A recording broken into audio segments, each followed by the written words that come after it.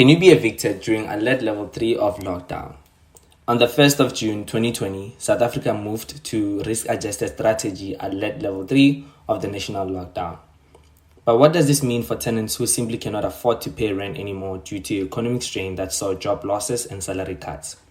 In this episode, we'll touch base on level 3 evictions, the De Beer judgment declaring regulations under level 4 and 3 unconstitutional and invalid, and a call made by Ndifuna Ukwazi and 41 civil society organizations to amend Regulations 36.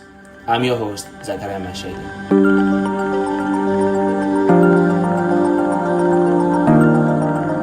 In this episode, I'm joined by Ndifuna Ukwazi attorney, Danielle Louw. Welcome, Danny. Hi, Zach. Thanks for having me. Great. Danny, we have witnessed a number of illegal evictions during the lockdown, from municipalities to private landlords, this despite a moratorium on evictions. Danny, was the moratorium properly effected? So, Zach, despite the moratorium on evictions that has been in effect since 31 March, hundreds of households have been and are continuing to be subject to illegal evictions and demolitions carried out by landlords or municipalities.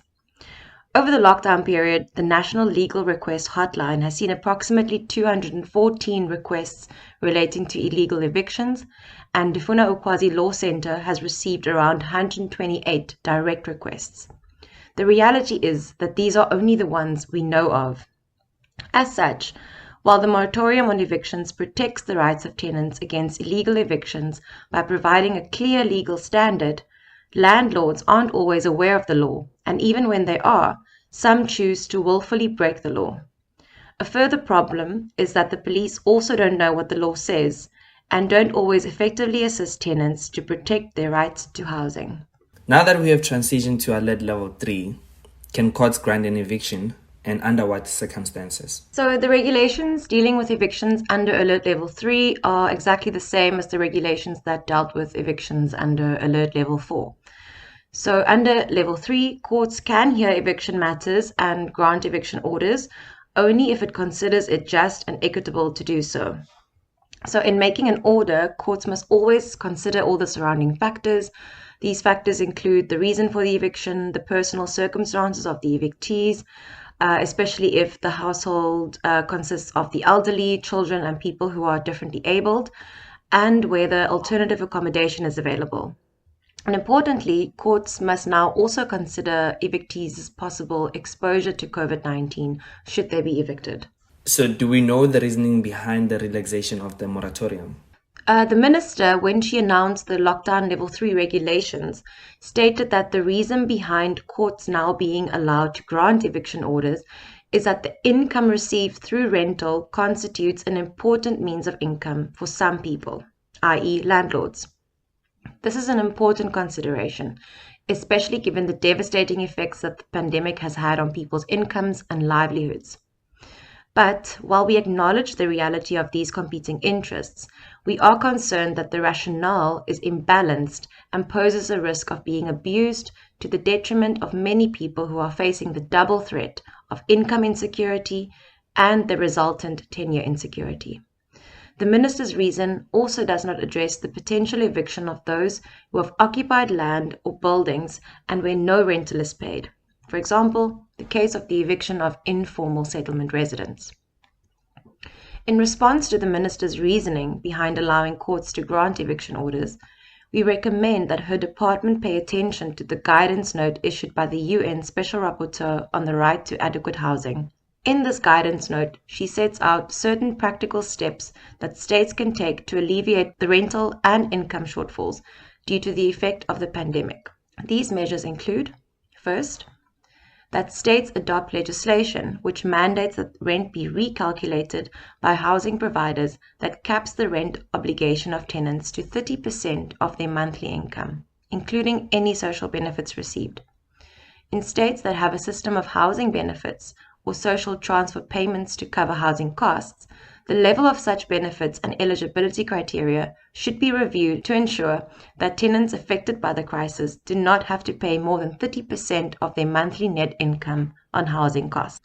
And secondly, that states establish a state compensation scheme for landlords to offset the difference between the pandemic rental cap rates and the rental rates that were in place prior to the pandemic. States should establish a social solidarity fund, funded through taxation schemes and levies on revenues from corporate landlords. This will provide compensation or assistance, particularly to small landlords, conditional on their offering of reduced rental payments to tenants. Thank you so much for that information, Danny. It was super insightful. We know that sheriffs cannot evict people from their homes during the lockdown. But how can someone stop an illegal eviction? Can they call in SAPS or? So it's important to know that an eviction without a court order is an offence in terms of Regulation 36 of the COVID-19 regulations and in terms of Section 8 of the PI Act. If someone tries to evict you without a court order, you have to inform them that their action is unlawful and that they can be arrested, fined, or imprisoned, or both. If they persist, call the police to come and stop them. An illegal eviction can be reported at your local police station or the police Crime Stop and Anonymous Tip-Offs line at 086 0010 111. 086 0010 111. But as I mentioned earlier, in many instances, the police don't always effectively assist people being faced with an illegal eviction. So it's therefore important that tenants know what the law says and be able to articulate it to the police. I would also recommend that tenants, where possible, show the police the relevant provision of the lockdown regulations or other resources that they might have obtained from Ndifuna Ukwazi or elsewhere. If tenants call the police station and they are being unhelpful, they should ask to speak to the station commander or, if possible, go down to the police station and take someone with them. If this fails, tenants can lodge an unlawful eviction complaint at the Rental Housing Tribunal. The Rental Housing Tribunal is supposed to prioritize these complaints, and tenants' possession of their housing should be restored on an urgent basis. So, Danny, let's talk about the De Beer judgment. The North Gauteng High Court has declared the lockdown regulations unconstitutional and invalid, meaning that the Minister of Cooperative Governance and Traditional Affairs, Dr. Nkosazana Dlamini-Zuma, has 14 days to review, amend, and republish the regulations. What does this mean for tenants who are at the brink of being made homeless? Yes, Zach, but it's important to note that this case presents various difficulties relating to the interpretation and application of the law, and that the judgment is currently being challenged.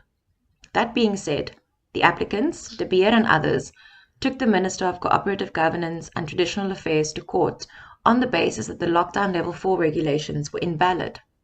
The court agreed, and on 2 June declared the lockdown regulations unconstitutional and invalid. The court, however, suspended the declaration of invalidity until such time as the minister, after consultation with the relevant cabinet ministers, could amend and republish the regulations. Importantly, the court said that Regulation 36, the regulation dealing with evictions, should not be amended and republished, as it passes the rationality test and is therefore valid. This means that the De Beer judgment does not change the position regarding evictions, and that Regulation 36 consequently continues to govern the position of evictions during Alert Level 3. Thank you for just highlighting that for us, Danny. So we also aware that 41 social movement and civil society organizations have written to the Presidency and the National Command Council to amend Regulations 36 of the National Disaster Management Regulations. What does the amendment entail and what are your demands? The social movements, led by Ndifuna Ukwazi, submitted that the current wording of Regulation 36 is at odds with the reality in most parts of the country. So not only does the regulation fail to take into account the illegal demolitions by state actors and contracted private security, as well as the persistent unlawful evictions or service disconnections experienced by individual landlords, it also does not address the limitations on the enforceability of these regulations. In line with the previous submission by public interest organizations during Alert Level 4, we reiterated that an eviction during lockdown could never be considered just and equitable by a court, and that the continued restrictions on movement and the need to stay home will make an eviction unjust in this context. Considering the ongoing restrictions on movement and that we are at a period where the rates of infection are predicted to rise rapidly. The call to stay at home will become increasingly critical, particularly in the declared hotspot areas. So the organizations propose that the regulation be amended to reflect a full moratorium on evictions. In other words, that courts should not be able to hear eviction applications or grant eviction orders. Importantly, the organizations also emphasize the need for an effective law enforcement mechanism, one that can be counted on to prevent illegal evictions and demolitions from occurring. And lastly, the organizations propose certain practical steps put forward by the UN Special Rapporteur on the right to housing, which I mentioned earlier, that the state can take to alleviate the rental and rental income shortfalls due to the effect of the pandemic. So it is our hope that the Presidency, the National Command Council, and the Department of Justice and Constitutional Development consider the letter and heed the call of the 41 organizations, and thus also the call of the thousands of households in South Africa who are vulnerable to eviction. Well, thank you so much for joining us, Danny. It's a pleasure. Thanks so much for having me, Zach. Well, listeners, thanks for joining us. For more information about tenant rights, please visit www.evictions.org.za. That is www.evictions.org.za. Or you can contact a legal support hotline on 066 076 8845. The number again, 066 076 8845. Thank you for listening and join us on the next episode.